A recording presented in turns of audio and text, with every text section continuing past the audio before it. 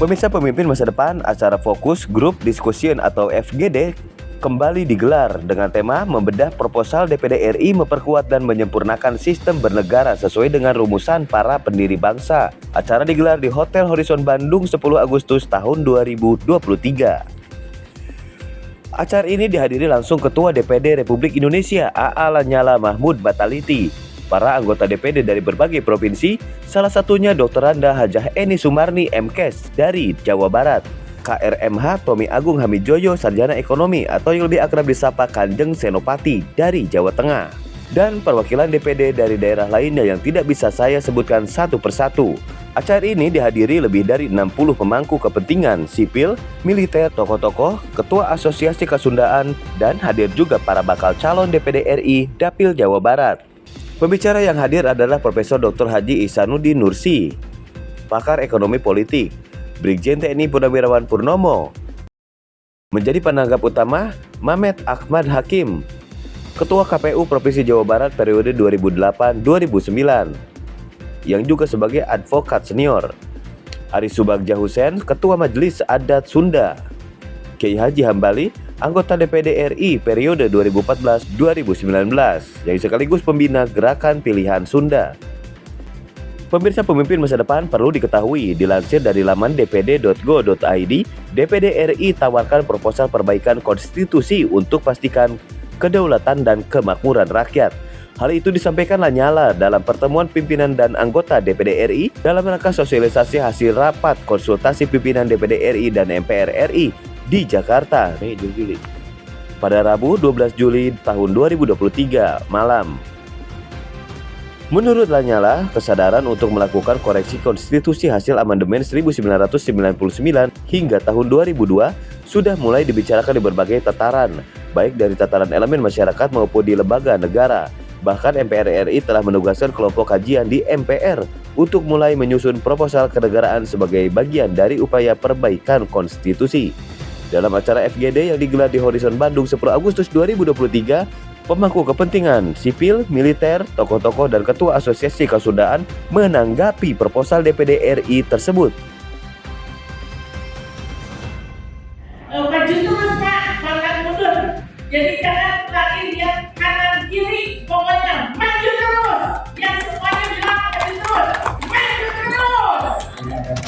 Sampurasun, alhamdulillah Ki Adi Elhan Jakaria Mulyadi Elhan Mulyadi Jakaria. Pabelit nami abdi mada. Nah, mohon sumping tebih-tebih di Jakarta untuk mendukung apapun yang dilakukan oleh DPD RI melalui proposalnya.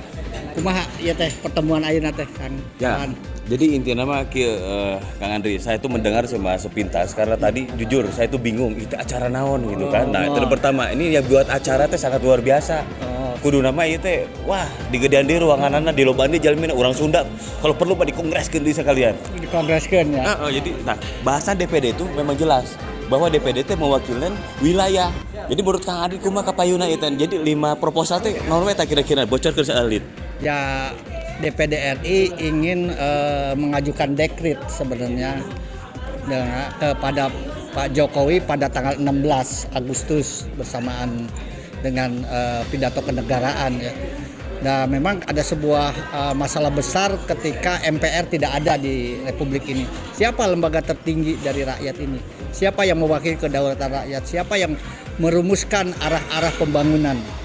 Nah, makanya diundang semua stakeholder, TNI, Polri, ketua-ketua asosiasi dan calon-calon DPD, dan Kang Elhan tentu sebagai calon DPD paling muda, paling mangprang, paling tukang kuling-kuling yang akan lebih memahami apa yang sebenarnya suara rakyat di bawah ini. Kumaha tah hasil keliling-keliling tadi? Nah, hasil keliling-keliling saya selama 3 bulan terakhir.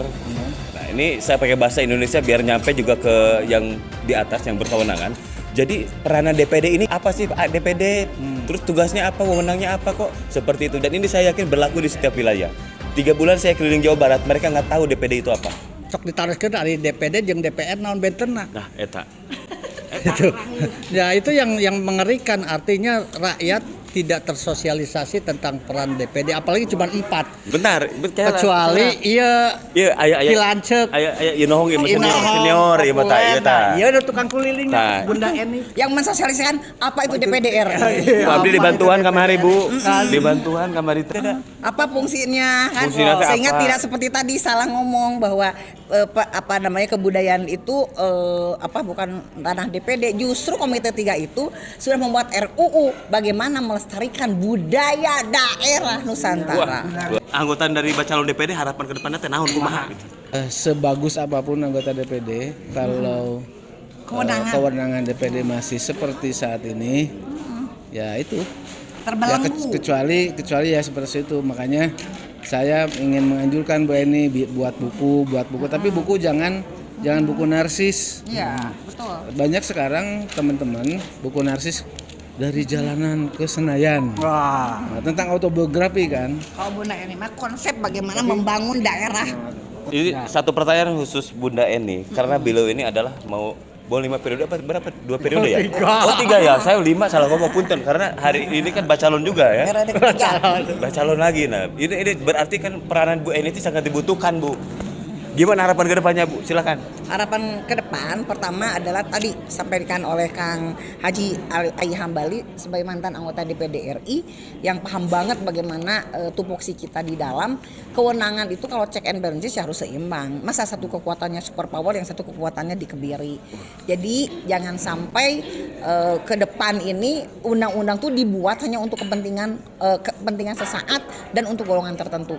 Tapi pikirkan kita harus mulai dari saat ini ke depan memikirkan undang-undang itu berlaku untuk seluruh rakyat Indonesia dan berlaku panjang untuk pencapaian tujuan kesejahteraan masyarakat Indonesia dan keadilan bagi seluruh rakyat Indonesia.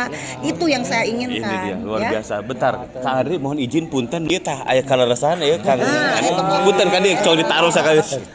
Harapan ke depan dari acara ini apa? Tadi kan sudah ada pembahasan. Harapannya satu, bahwa kembali kepada tatanan kehidupan berbangsa dan bernegara yang diamanatkan oleh para pendiri bangsa negara dan para leluhur.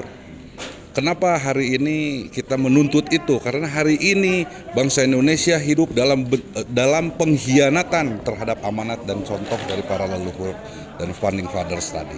Nah, oleh karena pengkhianatan ini dibiarkan, lalu menjadi semakin jauh sehingga bangsa dan negara ini mau dibawa kemana dengan sistem hari ini? Ini yang harus kita sadar diri, bukan hanya ukuran untuk kita, untuk partai, kelompok, tidak. Ini untuk bangsa 270 juta jiwa. Ke depan mau seperti apa? Sekarang sumber daya alam habis, sumber daya manusia dibodohkan dan lain sebagainya. Ini akar masalahnya adalah bahwa kita berkhianat terhadap amanat.